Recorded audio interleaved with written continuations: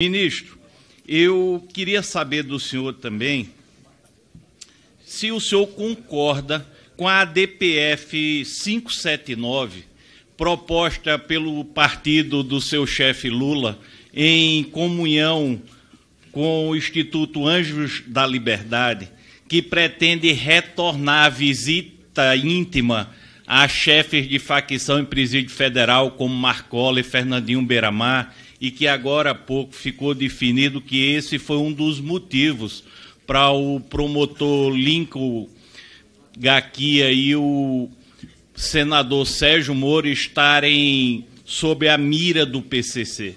Queria saber também, ministro, se o senhor vai usar essa sua macheza, que botou um monte de véio e menino no ônibus, levou tudinho para a Academia Nacional de Polícia. O senhor vai usar também contra as organizações criminosas. Se vai ser na bala, na borracha, na força. Queria saber do senhor também, ministro. Queria saber do senhor também, ministro, qual é o plano de desarmamento que o senhor vai fazer com os grandes criminosos do Brasil. Queria saber também, ministro, qual é o seu plano de combate à corrupção, já que o senhor tem tanto colega enlameado pela corrupção. Queria saber também, ministro, o senhor foi governador do Maranhão, o senhor é um especialista em segurança pública e torrou lá mais de 5 milhões numa empresa que vendia maconha para comprar respirador.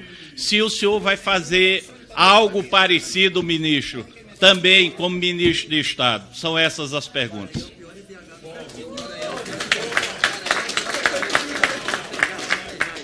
Na década passada, a unidade de polícia pacificadora necessitou de cerca de 1.200 policiais para ingressar na Maré.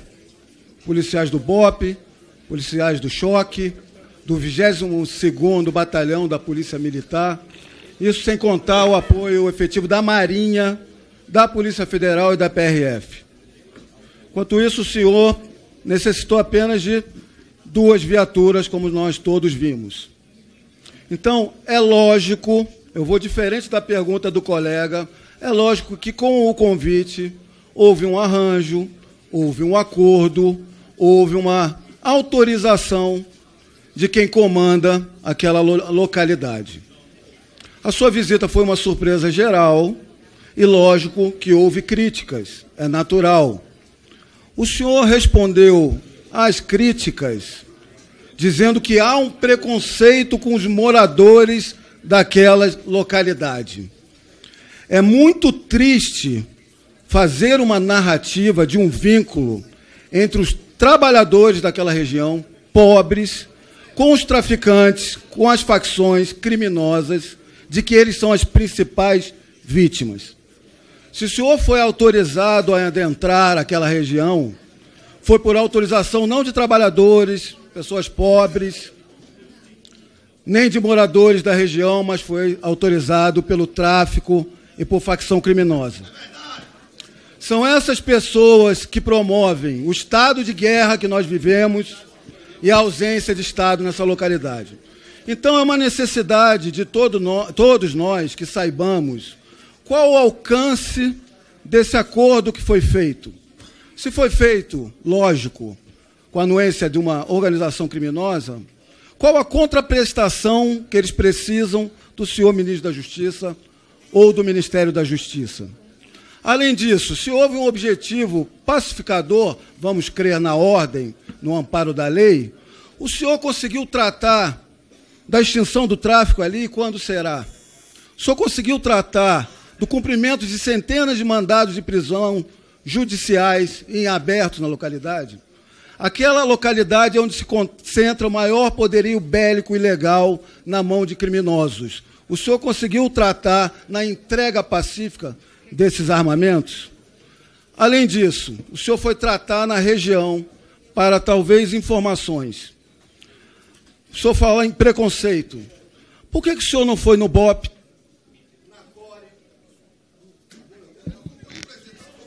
Vossa Excelência se eximiu totalmente de qualquer culpa no 8 de janeiro.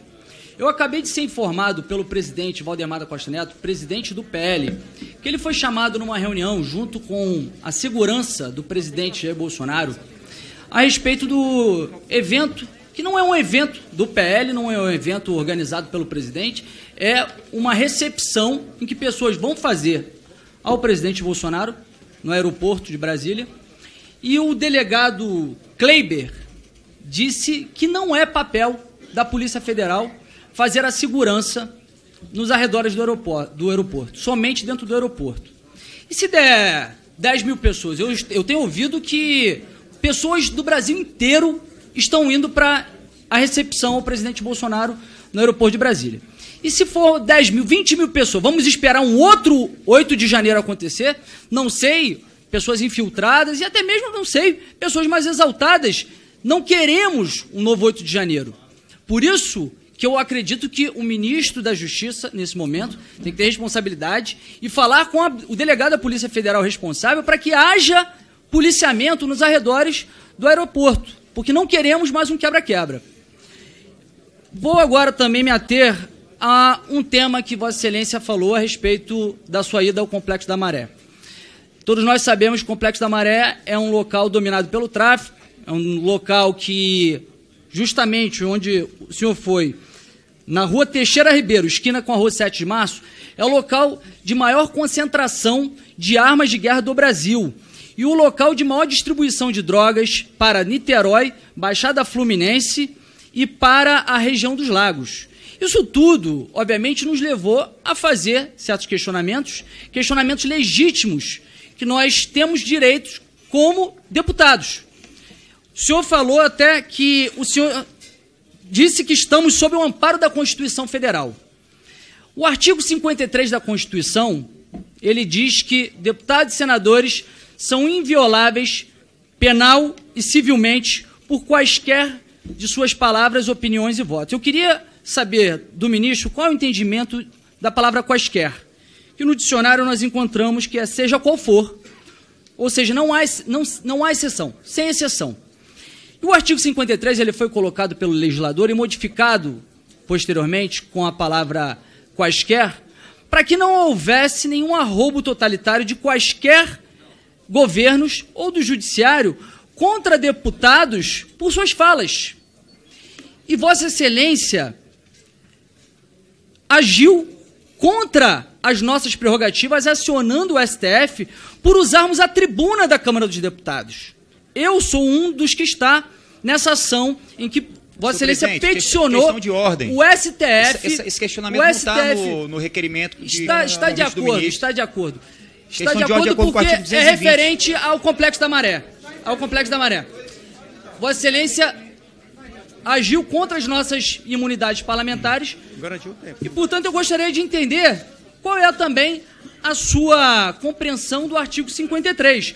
Porque durante 4 anos, deputados e senadores acusaram infundadamente, de forma caluniosa, o presidente Bolsonaro de miliciano, genocida, e ele jamais processou ninguém.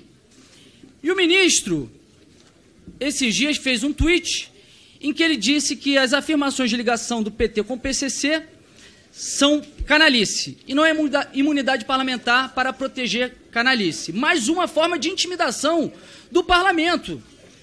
Só que, no dia 16, o ministro tuitou que soube que os representantes da extrema-direita reiteraram seu ódio a lugares onde moram os mais pobres.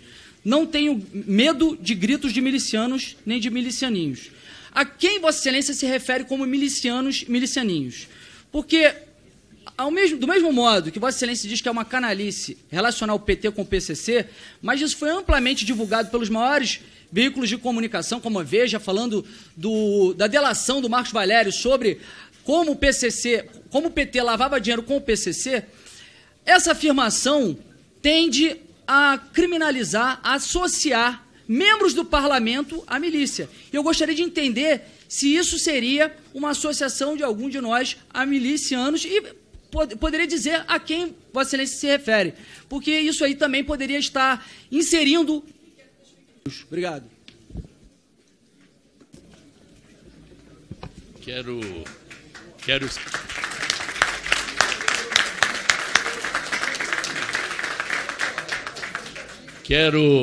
esclarecer, a presidência não interromperá deputados nas suas falas, a menos que afetem o decoro parlamentar. Mas esclareço que o ministro só está obrigado a responder às questões pertinentes à convocação. Se algum deputado ou deputada sair desse roteiro, o ministro responderá se lhe aprouver, mas não está obrigado. Com a palavra, a deputada Caroline Detoni. Muito obrigado, presidente. Presidente, o ministro esteve aqui e falou que não recebeu o relatório da ABIN de que teria sido avisado sobre os atos do dia 8 de janeiro. Pois então eu quero saber, estou aqui com uma reportagem da Folha de São Paulo, em que fala que a ABIN avisou sobre risco de violência nas vésperas do ataque em Brasília. Eu quero saber se o ministro já processou a Folha de São Paulo por ter, em tese, cometido fake news, porque ele está acostumado a processar todo mundo que fala algo que ele não concorda. Então, quero saber se ele já processou a Folha de São Paulo, porque essa informação veio da imprensa. Certo? Número 2. Ministro, o senhor fala que a gente está sob o amparo da Constituição Federal. Eu concordo. E o senhor falou, então, que quem era responsável pela guarda do patrimônio público era a Polícia Militar, sob o comando dos governadores. No entanto, nós temos aqui a CPI que está acontecendo aqui no âmbito estadual do Distrito Federal, onde o coronel Naine esteve depondo, e ele afirma aquilo que também está na Constituição, de que ele é responsável pelas vias públicas do Distrito Federal, mas os órgãos da União, dos 3 poderes, têm jurisdição e policiamento próprio. Então, a gente tem informações, sim, por meio dessa CPI que está sendo realizada, que o GSI tinha, sim, a informação da vinda dos ônibus. Por que o senhor não convocou a Força Nacional, não foi acionada para ajudar na guarda? Inclusive, foram dispensados membros, 36 guardas do GSI, no dia dos atos. Outra coisa, ministro, que a gente quer saber, o Brasil quer saber, o senhor falou aqui claramente de que não estava no Ministério da Justiça no dia que aconteceram os atos. No entanto, tem aqui o seu tweet, ministro, falando da tentativa absurda de impor a vontade por meio da força e no dia 8, às 3h43 da tarde, o senhor falou o seguinte: estou na sede do Ministério da Justiça. Eu queria que o senhor esclarecesse a sociedade brasileira, então, esse tweet que está na sua página, ministro. Que o senhor mesmo afirma isso e agora veio aqui e negou isso. Também queremos saber, ministro, passou um dia de baderna aqui em Brasília, com a qual não concordamos com o ato de vandalismos, que queremos deixar claro, mas bastou um dia para o senhor para que o governo federal decretasse intervenção federal. E o que está acontecendo no Rio Grande do Norte? Mais de 300 ataques, mais de 10 dias de caos em mais de 30 municípios. Por que ainda não foi decretada intervenção federal no Rio Grande do Norte? O Brasil quer entender também, são 2 pesos e 2 medidas? 2 formas de agir com justiça? Ou é porque lá é governado por uma companheira, talvez? O Brasil quer saber. Bom, com relação à política de armas, nós temos que... Toda política pública que deve ser implementada e desfeita uma outra política pública, segundo o artigo 37 da Constituição, parágrafo 16, ela deve ser precedida por um grupo de trabalho que analise os ganhos e perdas, o impacto financeiro e tudo mais.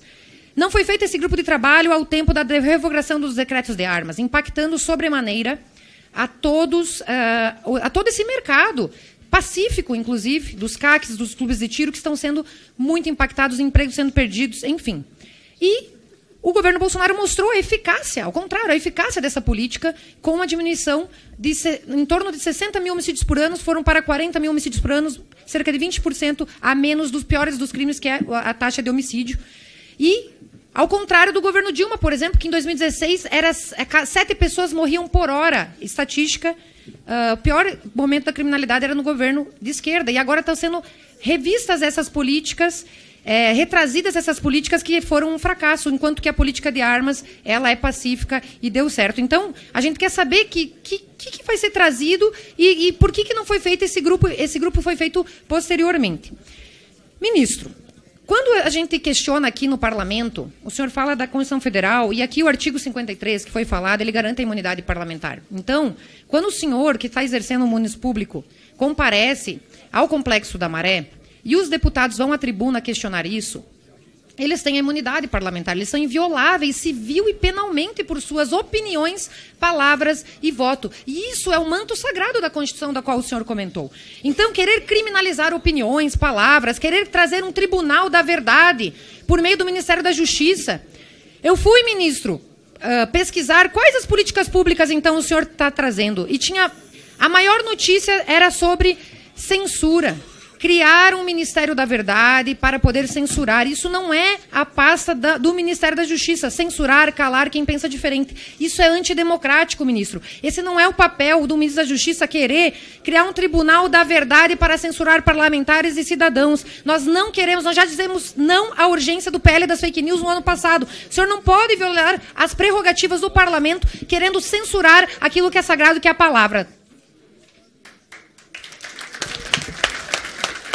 Sobre as perguntas, o senhor falou recentemente que houve um genocídio do povo Yanomami.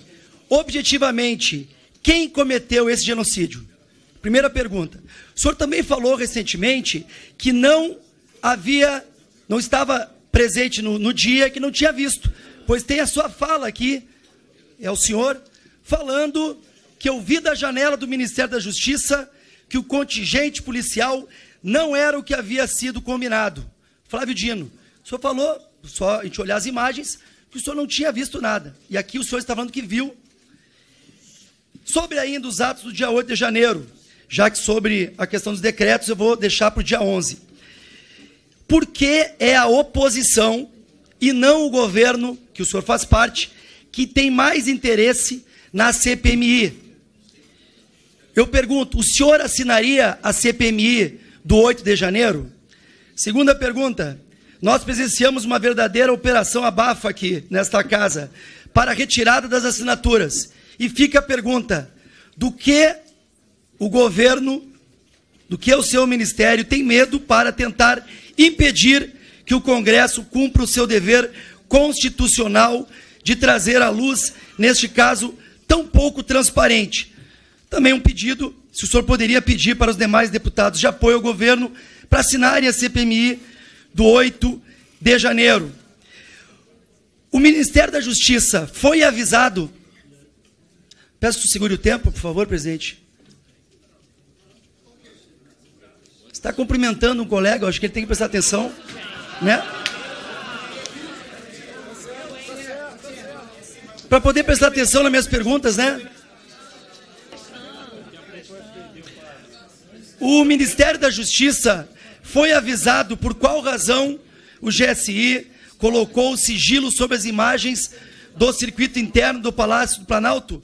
O senhor concorda com o sigilo das imagens? E, por último, eu gostaria de falar que o mínimo que o Brasil exige é a apuração efetiva e completa de quem foram os verdadeiros responsáveis pelo vandalismo, quem participou, quem coordenou e quem se omitiu. Nada menos do que isso. A manchete da Folha diz assim: a ABIN avisou sobre risco de violência na véspera de ataques a Brasília. E começam assim: a ABIN produziu diversos alertas. Então eles estão afirmando. Se depois eles vão desmentir, eu entendo que eles estão afirmando. Então o senhor deve reavaliar esse que, segundo os seus próprios critérios, eu acredito que o senhor deveria sim processar. Só para redarguir o que o senhor mesmo falou. Então, ficou sem resposta, ministro, a questão dos ataques à Rondônia, porque um dia de baderna em Brasília, eu perguntei, foi necessário para fazer a intervenção federal.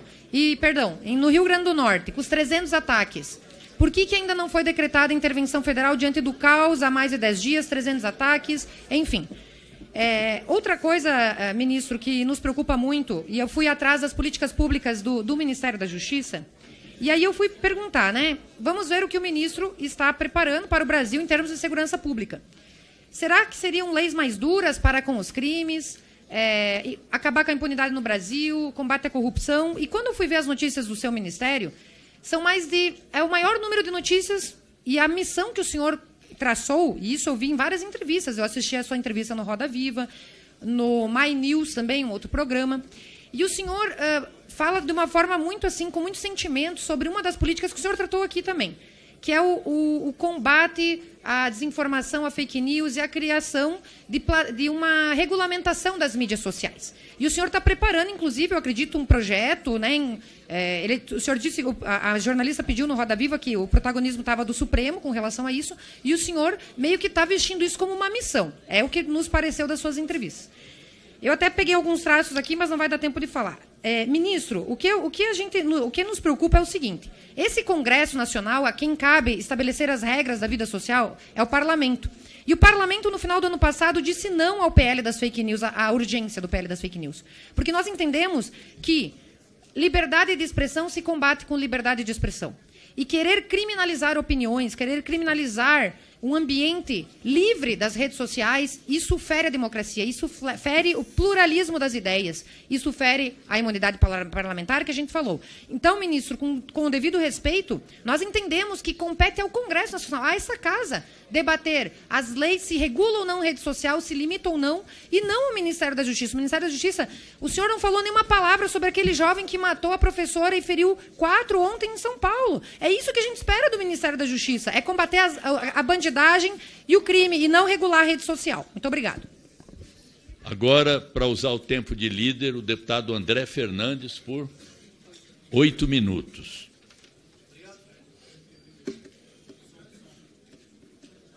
Som. Obrigado, senhor presidente. Está falhando aqui, ó.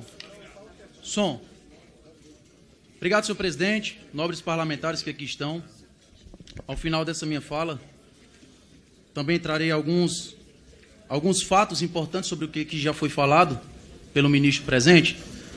Mais uma rápida introdução. Senhor Flávio Dino, em 2019, a Polícia Federal desmantelou o núcleo financeiro do PCC e revelou, através de um grampo, inclusive, que um membro desta facção criminosa afirmou que existia um diálogo cabuloso com o PT. Em nota, na época, o Partido dos Trabalhadores disse que era mais uma armação forjada contra a sigla. E, abre aspas, vem no momento em que a Polícia Federal está subordinada ao ministro acuado pela revelação de suas condutas criminosas, fecha aspas, referindo-se ao então ministro Sérgio Moro. Em junho de 2022, o Departamento Estadual de Investigações sobre Narcóticos da Polícia Civil de São Paulo pediu à Justiça o sequestro dos bens do contador João Muniz por lavagem de dinheiro do PCC. Esse contador, João Muniz, foi o mesmo contador do atual presidente da República, Lula, entre 2013 e 2016. Em julho de 2022, Marcos Valério detalhou, através de uma delação inclusive homologada pelo próprio STF, a relação entre o PCC e o PT.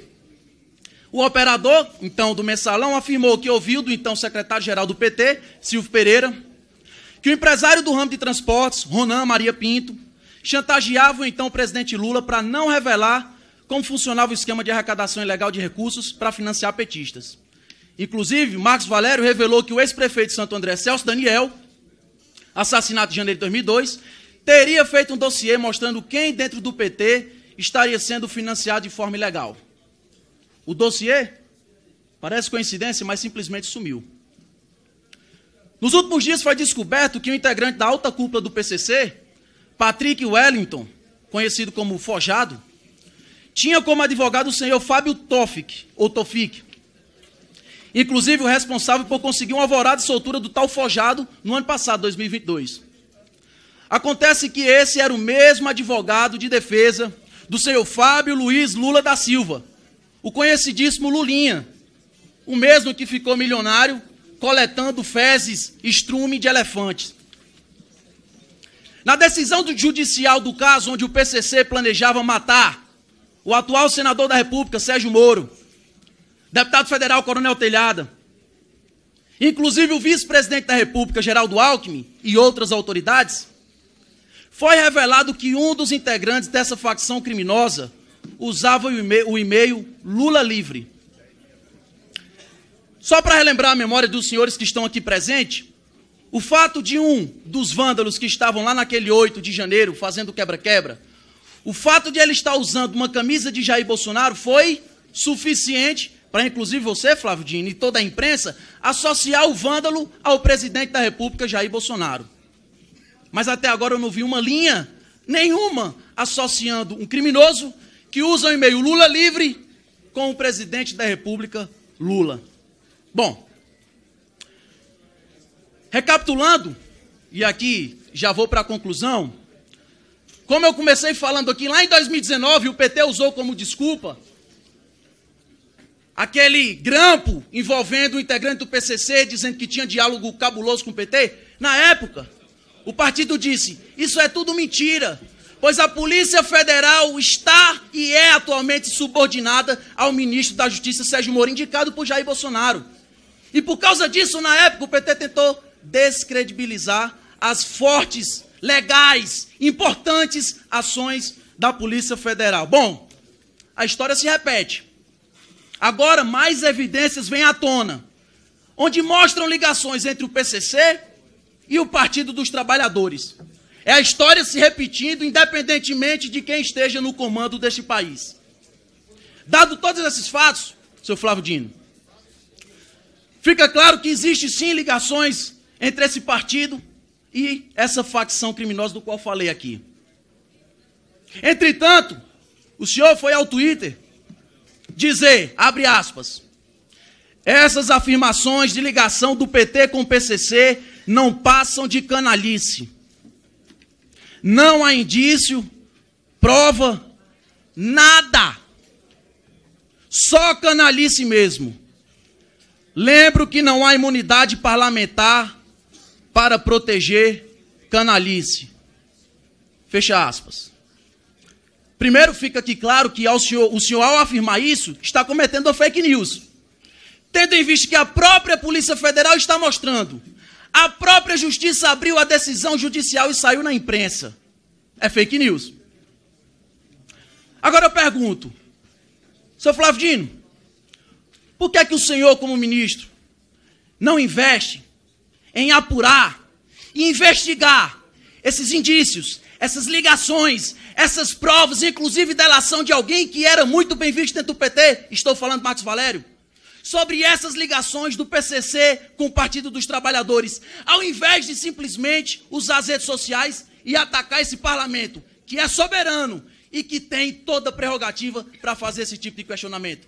Essas são as minhas perguntas sobre esse primeiro tópico. E agora, para concluir,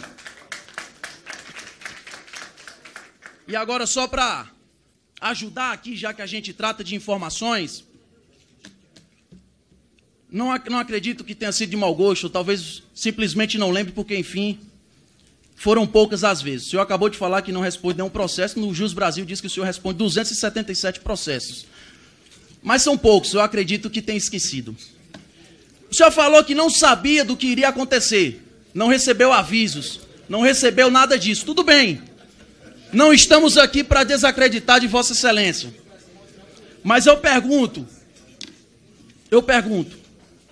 no dia 7 de janeiro, o senhor postou no Twitter, dizendo que prováveis ataques antidemocráticos aconteceriam naquele fim de semana. No dia 7 de janeiro, está no Twitter do senhor ainda.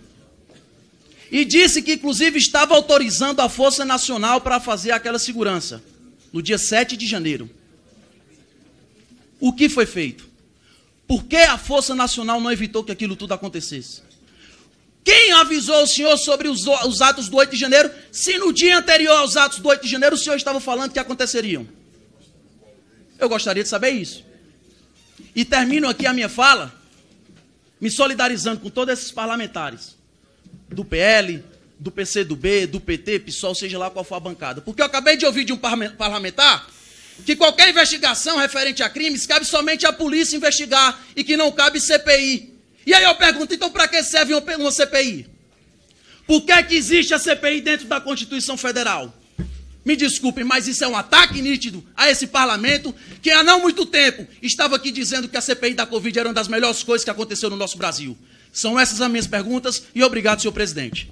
Questão de ordem, presidente Rui Falcão. Questão de ordem, presidente. Qual é o... Qual é o artigo, deputado? Eu só queria saber se está liberado a fake news, presidente. Se está liberado hoje na comissão. Deputado. Isso não é questão de ordem. Deputado, não é uma questão de ordem. Eu não quero crer que esses anos todos, as senhoras e os senhores que afirmam esta canalice da ligação do PT com o PCC não consigam produzir uma única prova. Zero. Zero. São fantasias. Alguém disse, o senhor veja como a gente não pode fazer isso. O senhor, inclusive, que é investigado no Supremo. E não quebre o microfone, por favor.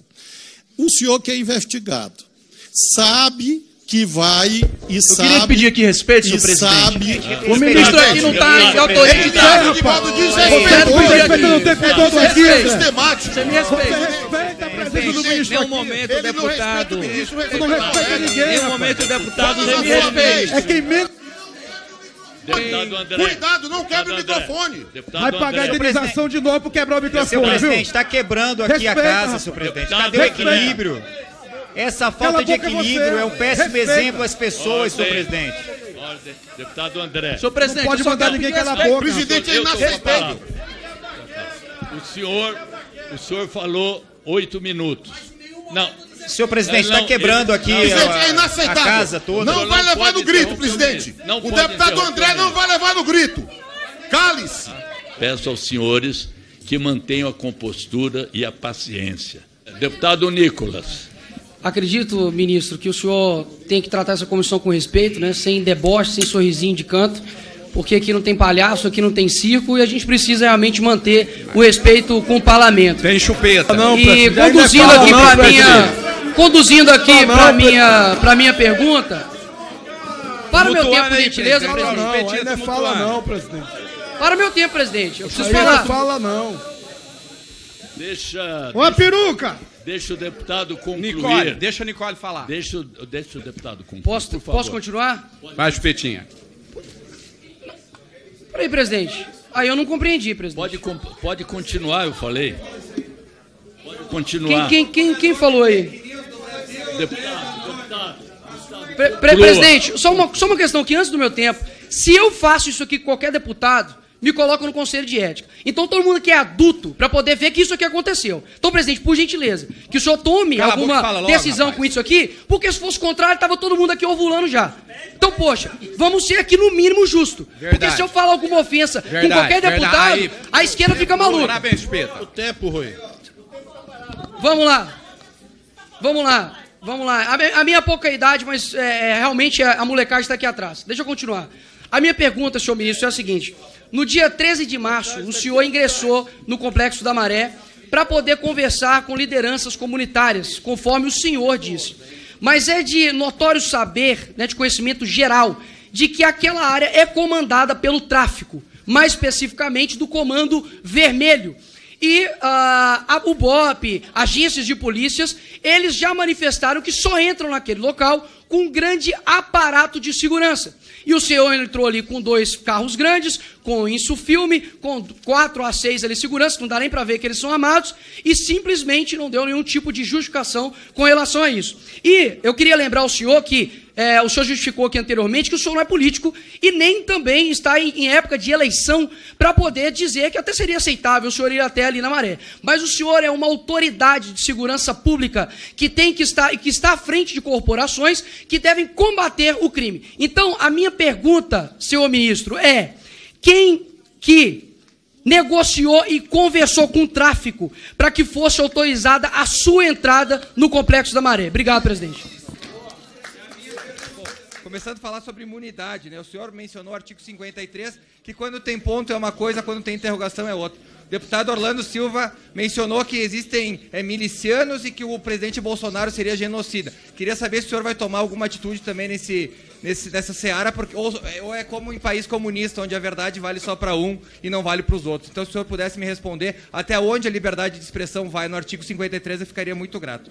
O segundo questionamento seria, o senhor não mencionou qual que é a sua postura, que tanto diz defender a Polícia Federal sobre os ataques de Luiz Inácio Lula da Silva, a Polícia Federal alegando que foi um ataque, foi algo premeditado ou montado pelo Sérgio Moro. Então, eu gostaria de saber se o senhor acha mesmo que a Polícia Federal faria um papelão desse, ou quem fez o papelão foi Luiz Inácio Lula da Silva, inclusive propagando uma fake news, colocando a vida de Moro e sua família, dentre outros, né, em risco, porque estava incentivando, então, o ataque ao senador e sua família. Terceira pergunta, eu gostaria de lembrar que o senhor foi juiz por 12 anos, né, juiz federal. O seu chefe foi condenado em 3 instâncias por diversos colegas seus por corrupção. Gostaria de saber se o senhor não se sente incomodado em ter um ex-condenado como chefe, inclusive por corrupção. E a última pergunta, mas não menos importante, e volto a frisar, gostaria que o senhor respondesse sem anedótonas ou sem piadinhas, que aqui é um lugar sério, e eu acho que o cargo que o senhor ocupa, reforço mais uma vez, merece tal seriedade. Gostaria de resposta simples, sim ou não. Teve autorização de traficante ou miliciano para o senhor entrar na Maré? Sim ou não? Não precisa fazer piada. Obrigado, senhor presidente. Ministro, com a palavra. Senhor presidente, o tempo de liderança da minoria, senhor presidente. Não, já foi. Não, peraí, senhor presidente. Foi solicitado anteriormente, senhor presidente. Ô, presidente. Tem uma ordem, não é assim, não. Ô, presidente. Presidente. O governo falou, o PT falou, faltou a minoria, presidente. 18 e 25, presidente. Todos falaram pela liderança, a minoria não falou, senhor presidente. Presidente. A minoria não falou, presidente. A minoria, presidente. É a minoria, presidente. Presidente, o deputado Eduardo esperou aqui. Presidente, deve haver um ou dois líderes a O regimento confere ao presidente conceder tempo de liderança, não na ordem requerida. Tem 5 minutos para o ministro concluir, não haverá mais questões de ordem nessa sessão. Mas o PT teve a ordem. Um líder pode, outro líder não pode, presidente. Por que eu sou menos líder do que os outros líderes? Desculpa, ministro. Chupeta falou, presidente. Está passando de limite, a falta de decoro. Entre líderes não há distinção, senhor presidente. O governo falou, o PT falou, só faltou a minoria, presidente. Chupeta não deixe de atender o tempo da liderança da minoria. Resolvida a questão. O ministro vai Solta o microfone, presidente, dos desesperados. Isso não é resolvido, presidente.